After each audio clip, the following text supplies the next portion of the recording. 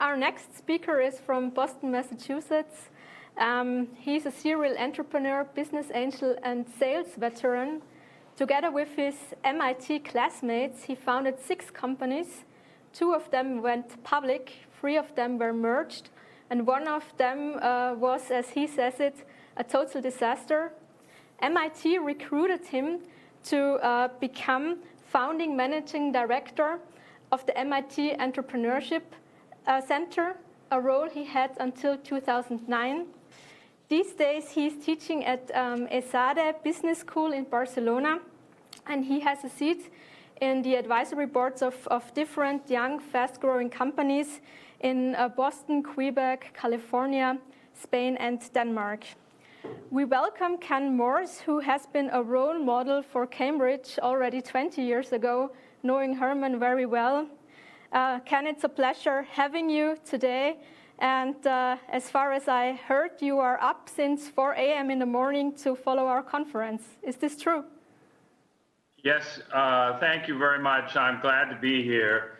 I wasn't going to let Herman get away without me being present for his inspirational talk. And also Dr. Ferguson, I thought those two kickoff keynotes were inspirational. Every one of the talks was terrific. And Herr Brenner, thank you for your highly detailed discussion of the track record and success at ETH Zurich, right?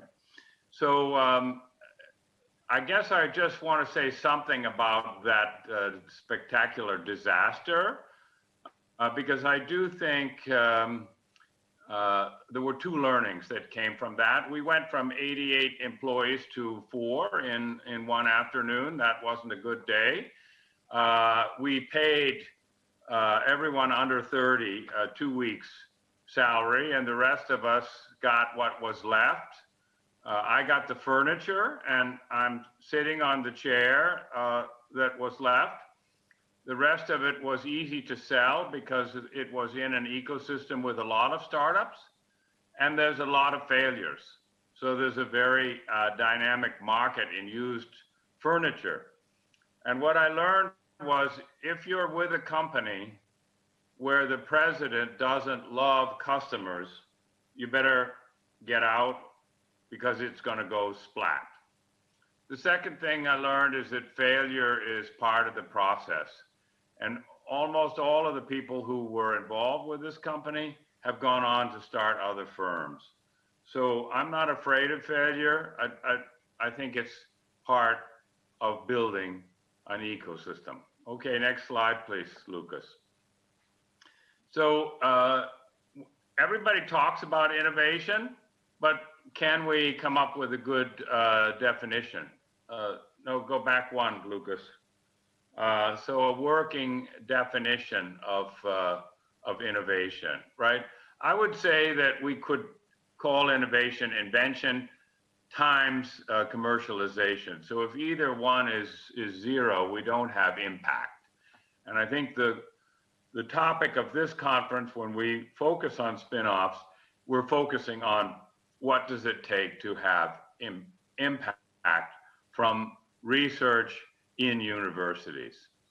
And I think we can also say that, generally speaking, and that's what Professor Dr. Brenner said, that entrepreneurs need to team up with the inventors. Probably university professors alone aren't the best way to build great companies. The other thing is we have to move fast, and many of the speakers have talked about how very important it is to have IP licensing be a quick process. Next slide, please, Lucas. Speed is the handmaiden of innovation. I think it's worth mentioning that there are many different ways to commercialize inventions and bring them to market. Sometimes licensing the technology to a firm that has the relevant resources is a good way to go. Another possibility would be that the inventor joins a large company and does the scale up where the resources. But, but spin-off companies are probably going to be the most successful because of focus. And focus is a critical success factor for innovation. Next slide, please, Lucas. So another critical success factor, which has been mentioned, but I think maybe has not been stressed enough so far in this conference, is that extraordinary ambition is a critical success factor and is essential to bringing technology from the rather comfortable laboratory environment to the crucible of the marketplace. And that means that we have to have entrepreneurs who are willing to walk through walls and who are ambitious enough to say that we want to achieve total global domination of our chosen market niche. That's what Herman was talking about and has been achieved with ARM, and I think that's important. I think that the founding team has to have credit-like ability. They have to be credible, they have to have done it before, they have to have street cred, if you will, and they have to have sales skills. Because as Herman said, getting your first customer is, and getting revenue from customers is probably far more impactful and predicting success than just getting the next grant. Grants are important, and they can bridge the valley of death, but eventually we have to get customer money. I think that some professors think that sales is easy, that it's all about the invention. Other professors will tell you that sales is harder than technology. And the goal of a company, of course, is to serve a customer, so that getting into the customer's balance sheet and helping the customer be successful is probably critical. Another thing, at the end of the day, most people who have money, power, and influence don't have much time. So we have to be able to catch their attention and get them to be willing to spend more time with you with a 55-second elevator pitch. Next, Lucas. I think that many of the speakers have mentioned that the grants have to come to an end, and we have to get the companies into the customer situation. The sooner we get the founders of spin-offs engaged with customers, making phone calls with customers, finding out what they need, the better. And of course, that will help them to quantify the value proposition and express it in numbers. Plenty of the speakers have mentioned the importance of the ecosystem, but I would like to just point out, if I may, that having companies and government agencies making quick decisions to buy from spin-offs is probably the most important. And they have to make quick decisions, and then they have to pay on time. And that means less than 30 days. And hopefully they'll buy more. Next. So what does a successful high-tech entrepreneur look like? I think the number one thing is integrity, because without that, nothing else matters. Nobody's going to invest, nobody's going to join the team.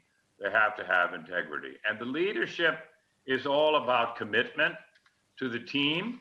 It's not about them. There's no I in the word team. It's about being committed to having the team be successful, not them personally. They have to be biased towards action, impatient, okay, and have a quick clock speed. The modest ego is important. The best entrepreneurs that I know seek out and accept coaching, and they will hire to fill in gaps. they're willing to be different, and they're not oblivious to the fact that they're being different, but still, geeky is good.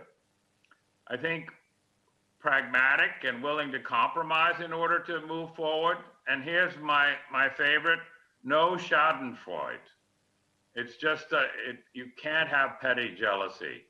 And that is a very important message I'd like to share. Finally, a commitment to solving a valuable problem for customers, problem that can be measured and expressed in numbers, but at the same time, not driven by technology alone. And of course, be able to recruit world-class talent. So this is summed up in an equation that I like, that the pH of an entrepreneur's stomach is 2 standard deviations from the norm. Next slide, Lucas. I think there's a couple of other values and critical success factors. Teamwork. Teamwork is a success factor. Lone wolves build perpetually small companies. I think you do have to have appreciation and respect for different types of people. You're going to have important diversity in each of the firms. And I think there is a definite need to understand that the sales process is essential, and excellent salespeople are essential to the company, and they're not lower life forms. I think customers need to feel they have a relationship with your company. Otherwise, they won't trust you and they won't buy from you. And the last one is a very important business basic. CFIM. Some of you who are on the call know what this is, but I would just say cash flow is more important than your mother. Next slide.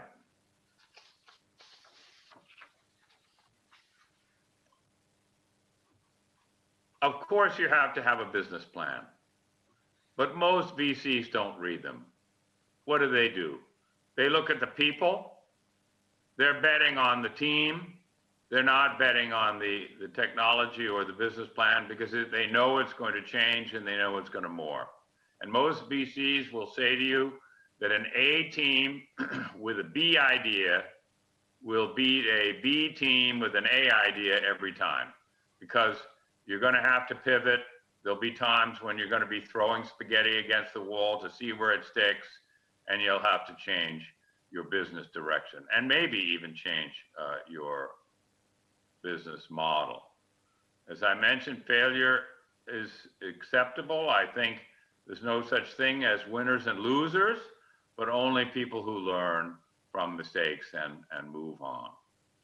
I think I'd like to see more Porsche in the parking lots of the universities in Austria and beyond, because if a professor has a successful company and makes some money, why not? Don't be embarrassed to make money. That's it. I wanted to have time for questions, and we have a panel afterwards as well. And this helps us to get back on the schedule. Thank you. Thank you so much, Ken. Maybe, Yasmin, you want to start with your question.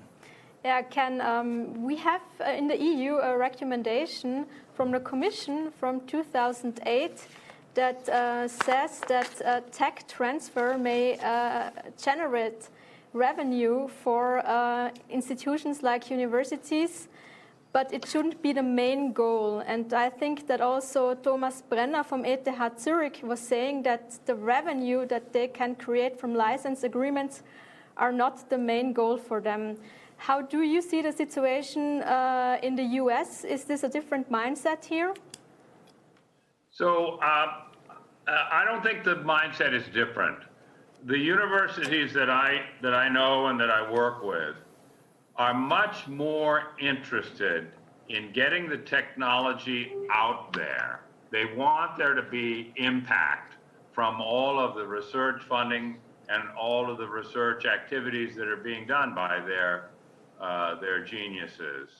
So it's more about getting it out there and less about making lots of money. That said, I think it's worth measuring the revenue from tech transfer offices, but only in the context of 5 or 10 years, not quarter to quarter by any means. But still at MIT, I can imagine that you had a couple of unicorns and also great exits. What happens if the university earns money with spin-offs? Well, basically a third goes to the inventor, a third to her or his department, and a third to the school. That's a general model. That's the first thing. The second thing is that in the event that the unicorn goes public and then the university owns shares in a publicly traded company, I think professional money managers, like the chief financial officer, the treasurer of the university, should be the one that makes the decision whether to sell or hold the shares, not the TTO. Is that a relevant revenue stream for universities? Can you give us some insights on that? I think most of the universities that I know make more money from sponsored R&D, but you can't have too much revenue. Yeah, okay, that's true. Looking back at MIT and the structure there, how did you manage to get the right salespeople on board in these teams? We've been talking a lot about interdisciplinary teams, that we need business people, tech genius, but obviously also salespeople. What is the sweet spot to getting them on board? Well, thank you. I think the key point was that whenever somebody said we ought to have an incubator, the answer that I gave, to the extent, and there were many people involved in making these decisions, was our ecosystem is the incubator, not the university. So we relied heavily on companies in Kendall Square around MIT. We relied heavily on venture capital and other organizations that we created inside MIT to create a supportive environment for spin-offs, and always engaging with the outside world. External focus rather than internal focus. So we were always recruiting people from outside the university to engage with and mentor our startups. By the way, after a few years of running the Entrepreneurship Center, we had about 31 different entrepreneurship courses, some of them focused on different fields of engineering or life sciences, and about 37 professors. And of those 37, only 10 were paid. The other 27 were volunteers from the ecosystem who helped us enormously and went on also to help some of the spin-offs. Mm-hmm. I think Vahid has a question for you as well. Which parameter is essential to measure what idea would work? Oh, so I think that if we're really honest about it, there's not a fantastic track record of universities picking winners and losers. So it's better to let the market decide. And one of our, Bob Langer, who started more than 40 companies in the chemical engineering department, says that the success of his spin-offs comes from the passion and dedication of the entrepreneur that he recruits to be the CEO, far more than from his incredible technology. So he believes, and I share that view, that the best predictor of success of any spin-off company from a university is passion. Amazing. One more question to understand the structural side of your deals. When you have spin-offs and as university remain involved in them, what is your influence? Are they free to decide on their operative business? Do you, so to say, interfere with their operative business? Yeah, so I noticed that some of the universities like to have a board seat. I think that that's unlikely to be productive because the decision-making speed might be a bit glacial. And so a spin-off means off. And I liked what Dr. Brenner said, that the ETH has a single-digit percentage of equity in the company, so it doesn't dominate. That may be non-dilutive with one round of funding. That's certainly the possible case with MIT and Stanford and other TTOs that I know. I would not want to have a university on the board. I'm happy for it to be a spinoff and happy for the university to be a minor shareholder. And happy for the professors to own more than the university that licensed the technology to the spinoff. Fantastic insights, Ken. Thank you very much. I'd like to just let you know there are some comments in the chat. Giulio Superti-Furga, professor, said Ken Morse is so good, and there are many people who agreed on that comment. So thank you very much for being with us and sharing these insights. Well, you're very welcome, but you usually don't get the nasty comments in the chat. So there's some kind of filter going on there, but I'm happy to be with you, and I guess I'm going to stick around for the panel. Great. The filter is called your experience and amazing talk. I think that's the main filter that we've had here. Thank you so much. Yeah.